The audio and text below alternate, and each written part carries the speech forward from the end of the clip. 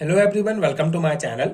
आज के इस वीडियो में हम एक ऐसे प्रिंसिपल के बारे में डिस्कस करेंगे जो एटम्स और उनके स्ट्रक्चर को समझने में एक की रोल प्ले करता है।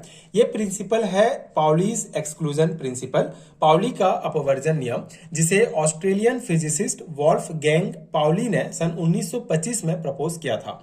ये प्रिंसिपल कहता है कि किसी भी एक एटम के अंदर एक ही क्वांटम स्टेट में दो इलेक्ट्रॉन एग्जिस्ट नहीं कर सकता। इसका मतलब यह है कि कोई एक ऑर्बिटल में अगर दो इलेक्ट्रॉन्स हैं तो उनका स्पिन क्वांटम नंबर हमेशा अलग होगा। ठीक है, तो बेसिक कॉन्सेप्ट यही है। पॉलिस ने अपने इस प्रिंसिपल में बताया था बेसिक कॉन्सेप्ट कि अगर एक ही क्वांटम स्टेट में दो इलेक्ट्रॉन जो है एक ही एटम के अंदर एग्जिस्ट नहीं कर सकते हैं।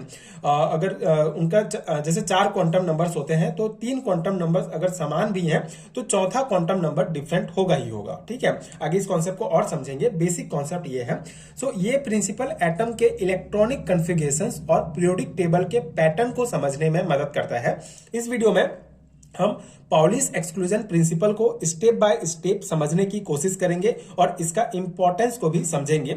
स्टार्ट करते हैं इसके प्रॉपर नोट्स को समझना। ये प्रॉपर नोट्स आपको हिंदी में प्रोवाइड कर रहा हूं जो आपके बीएससी सेमेस्टर एग्जाम्स में बहुत हेल्पफुल होगा।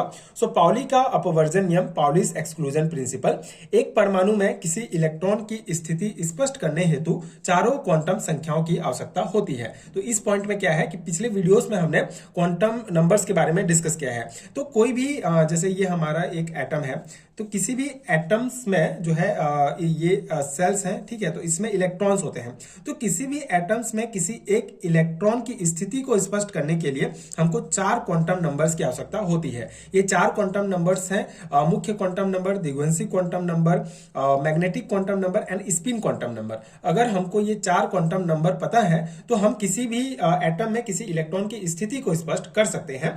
पाउली के अनुसार इसका कारण यह है कि किन्हीं इलेक्ट्रॉनों की चारों क्वांटम संख्याओं का मान एक परमाणु में समान नहीं होता है। इसे पाउली का अपवर्जन सिद्धांत कहते हैं। अब इस कॉन्सेप्ट में पाउली ने अपने सिद्धांत में क्या कहा कि किसी भी एटम में उपस्थित दो इलेक्ट्रॉन्स को अगर हम कंपेयर करें तो इनके चारों क्वांटम नंबर जो है वो समान नहीं होता है, या फिर किन्हीं इलेक्ट्रॉन के चारों क्वांटम संख्याओं का मान एक परमाणु में समान नहीं होता है। इसे ही पाउली का अपवर्जन सिद्धांत कहते हैं। इसके अनुसार किसी परमाणु में किन्हीं दो इलेक्ट्रॉनों के लिए चारों क्वांटम संख्याओं के मान एक समान नहीं हो सकते, अर्थात प्रत्येक इलेक्ट्रॉन दूसरे इलेक्ट्रॉन से ऊर्जा में भिन्न होता है। ठीक है, जैसे अगर हम दो इलेक्ट्रॉन्स लेते हैं, एक ये इलेक्ट्रॉन और एक ये इलेक्ट्रॉन, ठीक है, तो दोनों इलेक्ट्रॉन्स का जो चारों क्वांटम नंबर है एक समान नहीं होगा। ये पाउली ने बताया था। ठीक है, अर्थात प्रत्येक इलेक्ट्रॉन दूसरे इलेक्ट्रॉन से ऊर्जा में भिन्न है। एक ये इलेक्ट्रॉन दूसरे इलेक्ट्रॉन से, मतलब जितने भी इलेक्ट्रॉन प्रेजेंट हैं इस एटम में, प्रत्येक इलेक्ट्रॉन दूसरे इलेक्ट्रॉन से ऊर्जा में भिन्न है। यदि किन्हीं दो इलेक्ट्रॉन के लिए n मतलब मुख्य क्वांटम नंबर l व m के मान समान हो, अगर n, l व m के मान समान हो तो s के मान में अवश्य भिन्नता होगी। अर्थात एक के लिए s का मान +1/2 तो दूसरे के लिए -1/2 होगा। इस सिद्धांत से एक कक्षक में अधिकतम इलेक्ट्रॉन का पता चलता है जो 2 है। ठीक है, अब यहाँ पे मतलब बेसिक जो थ्योरी पॉइंट है यही है, कॉन्सेप्ट ये है। अब एग्जांपल्स आप समझिए। जैसे हीलियम का इलेक्ट्रॉनिक विन्यास, इलेक्ट्रॉनिक कॉन्फ़िगरेशन होता है 1s2, ठीक है, दो इलेक्ट्रॉन्स प्रेजेंट है। तो ऑर्बिटल में इलेक्ट्रॉन का विवरण को निम्नवत दिखाया जा सकता है। जैसे अगर दो इलेक्ट्रॉन्स है, ठीक है, ये s ऑर्बिटल है, इसमें दो इलेक्ट्रॉन भरेंगे, तो अगर इस प्रकार से भरते हैं तो ये गलत है। ठीक है, इस प्रकार से भरना चाहिए, क्योंकि अगर इस प्रकार से भरेंगे तो इसका जो स्पिन क्वांटम नंबर होगा वो बराबर हो जाएगा, और इस तरह भरेंगे तो अलग अलग होगा। तो पाउली के अपवर्जन के नियम के आधार पर हमारा जो चौथा क्वांटम नंबर है, स्पिन क्वांटम नंबर, वो अलग अलग होना चाहिए, तभी वो सही है। अगर सेम स्पिन क्वांटम नंबर होता है तो वो गलत है। इन दोनों के लिए क्लॉकवाइज है तो +1/2 हो जाएगा, लेकिन इन दोनों के लिए डिफरेंट होगा। इसके लिए जो है +1/2 होगा, इसके लिए -1/2 होगा। मतलब पाउली के अपवर्जन नियम का जो कॉन्सेप्ट है, जो रूल है, उसको ये फॉलो करता है। तो ये वाला सही है और ये वाला गलत है। तो इसमें हम भरने का सही नियम समझते हैं। ठीक है, बेसिकली किसी ऑर्बिटल में इलेक्ट्रॉन को अगर हमको भरना है तो इस प्रकार से एक क्लॉकवाइज होगा, एक एंटी क्लॉकवाइज होगा, क्योंकि ये स्पिन क्वांटम नंबर को शो करता है। ठीक है, ये हो गया। अब यहाँ पे देखिए, संरचना ए एवं बी दोनों इलेक्ट्रॉनों के चारों क्वांटम संख्याओं की गणना निम्नवत की जा सकती है। अब चारों क्वांटम नंबर्स देखते हैं ये इन दोनों के लिए। तो देखिए संरचना ए, ये हमारा संरचना ए है, तो उसके इलेक्ट्रॉन फर्स्ट और इलेक्ट्रॉन सेकंड के लिए चारों क्वांटम नंबर इस प्रकार से होंगे, ठीक है। एन होगा 1 होगा, एल होगा 0 एम होगा 0 और स्पिन क्वांटम नंबर भी दोनों के लिए क्या हो जाएगा +1/2 और इसका भी +1/2 हो जाएगा। और संरचना बी के लिए दोनों इलेक्ट्रॉन्स के लिए जो क्वांटम नंबर्स होंगे वो एन होगा 1 होगा, एल होगा 0 एम होगा 0 और स्पिन क्वांटम नंबर हो जाएगा +1/2 और -1/2, ठीक है। तो ये इससे ही स्पष्ट होता है कि ये जो है पॉली के जो एक्सक्लूजन प्रिंसिपल है उसको फॉलो करते हैं। मतलब 3 क्वांटम नंबर अगर बराबर भी है तो चौथा क्वांटम नंबर, ठीक है, जो है वो डिफरेंट होना चाहिए। और इससे संरचना बी में जो है चौथा क्वांटम नंबर डिफरेंट है, इसीलिए ये पॉलिस एक्सक्लूजन प्रिंसिपल को फॉलो करता है और यही वाला सही है। इस प्रकार से आपको भरना है, ठीक है। तो यही बस मेन कॉन्सेप्ट है पॉली के अपवर्जन नियम का, ठीक है। यही बेसिक कॉन्सेप्ट है। आई होप आपको समझ में आ गया होगा। अब इसके महत्व को देख लेते हैं कि इसका इंपॉर्टेंस क्या है। सो पॉली के अपवर्जन नियम द्वारा किसी कोष में इलेक्ट्रॉन की अधिकतम संख्या, परमाणु आकार, उपकोष की आकृति तथा कक्षकों के आकाशीय अभिविन्यास का पता लगाया जा सकता है, ठीक है। तो पाउली के अपवर्जन नियम द्वारा किसी भी कोष, ठीक है, जैसे ये हमारा के हो गया, कोई भी सेल, ठीक है, ये के सेल है, तो इसके के सेल में अधिकतम कितने इलेक्ट्रॉन हो सकते हैं, 1 इलेक्ट्रॉन, 2 इलेक्ट्रॉन, 3 इलेक्ट्रॉन, इसकी संख्या का हम पता कर सकते हैं।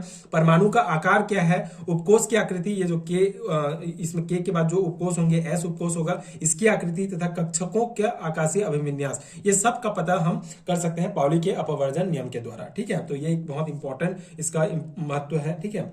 एग्जाम्पल के द्वारा जैसे के कोष की मुख्य क्वांटम नंबर n बराबर 1 है, ठीक है। के कोष के लिए, के सेल के लिए हमारा मुख्य क्वांटम नंबर 1 होगा, ठीक है। फ्रीक्वेंसी क्वांटम नंबर 0 होगा तथा चुंबकीय क्वांटम नंबर भी 0 होगा। तो s का मान जो है +1/2 तथा -1/2 होगा। ये के कोष नाभिक के निकट स्थित है, ठीक है। तो ये के कोष के लिए हो गया। उसी प्रकार एल कोष में जो मुख्य क्वांटम नंबर होगा वो हमारा 2 है, तो एल का मान जो है 2 होगा, मतलब कि 2 उपकोष है एस और पी है, ठीक है। तो फ्रीक्वेंसी क्वांटम नंबर जो एल है, एजीमुथल क्वांटम नंबर, वो बेसिकली उपकोष को शो करता है। तो एल कोष में 2 उपकोष है, ठीक है, 2 सबसेल है एस और पी, ठीक है। तो उसका मान 2 हो गया। और एम के 5 मान होंगे, एम के 5 मान होंगे 0 0 0 +1 +1 -1, जो क्रमशः किसके लिए होगा 1s 2s 2px 2py 2pz, ठीक है। टोटल कितने ऑर्बिटल होंगे हमारे किसमें एल कोष में, वो बेसिकली 1s, ये एक ऑर्बिटल 2s हो गया और इसके 3 ऑर्बिटल हो जाएंगे p के, ठीक है। तो टोटल 5 मान होंगे m के लिए, ठीक है।